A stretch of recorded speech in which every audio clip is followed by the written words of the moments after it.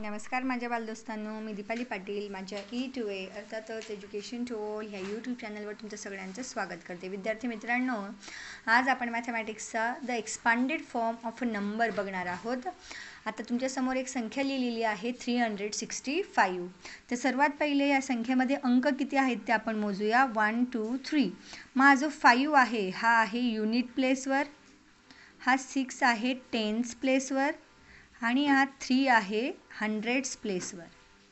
You म्हणजेच विद्यार्थी मित्रांनो 1 असतो, टी म्हणजेच असतो टेन्स 10 आणि हंड्रेड्स म्हणजेच असतात 100. तर हा 365 याचा एक्सपांडेड फॉर्म लिहिताना सुरुवातीला आपल्याला 3 लिहावं लागेल.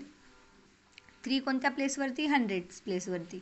मग त्याचं प्लेस व्हॅल्यू झालं 300 प्लस 6 कोणत्या प्लेसवरती आहे? 6 हा टेन्सवर. मग 6चं प्लेस व्हॅल्यू झालं 60 आणि प्लस 5 कोणत्या प्लेसवरती आहे? युनिट प्लेसवरती. मग त्याचं प्लेस व्हॅल्यू झालं 5. मग 365 याची प्लेस व्हॅल्यू आणि एक्सपांडेड फॉर्म काय येईल? 300 plus 60 plus 5. 300 plus 60 plus 5. Suppose I take another number. दुसरी संख्या घेऊ आपण 493.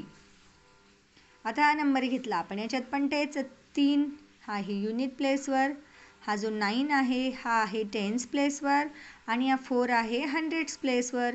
मग याचं एक्सपांडेड फॉर्म 400 प्लस 90 प्लस 3. जमेल तुम्हाला? सपोज तिसरी संख्या आपण घेऊ 206.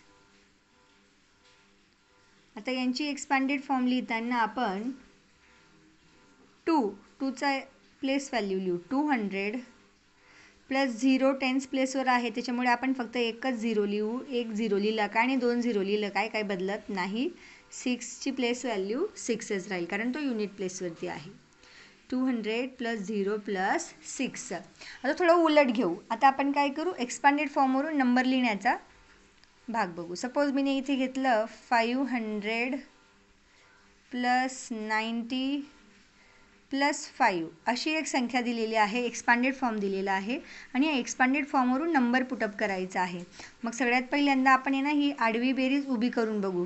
500 प्लस 90 प्लस 5. हे मी फक्त तुम्हाला समजावं या हेतूने करते, असं करायची गरज पडणार नाही. युनिट खाली युनिट द्यायचं, टेन्स खाली टेन्स आणि हंड्रेड्स खाली हंड्रेड्स. 0 0 0 0 5 5 0 9 9. 5च्या खाली संख्याच नसल्यामुळे 5 ॲज इट इज. 595. सपोज आता पुढची संख्या घेऊ आपण 200 प्लस 10 प्लस 3 आणि आता यांच्यावरून आपल्याला बनवायचा आहे नंबर. मग 213. याची जर ह्या आडव्या बेरजेला जर उभ्या पद्धतीने मांडला आपण वर्टिकल अरेंजमेंटने तर आपला आन्सर येईल 213. एक्सपांडेड फॉर्म दिलेल्या संख्येचा एक्सपांडेड फॉर्म बनवा किंवा एक्सपांडेड फॉर्मवरून नंबर बनवा. या पद्धतीने आपल्याला हे प्रश्न येत असतात. तर तुम्ही अजून अशा अनेक गणितांचा सराव करून एक्सपांडेड फॉर्म ही संकल्पना क्लिअर करून घ्या. भेटूया उद्या पुढल्या व्हिडिओत. Bye bye.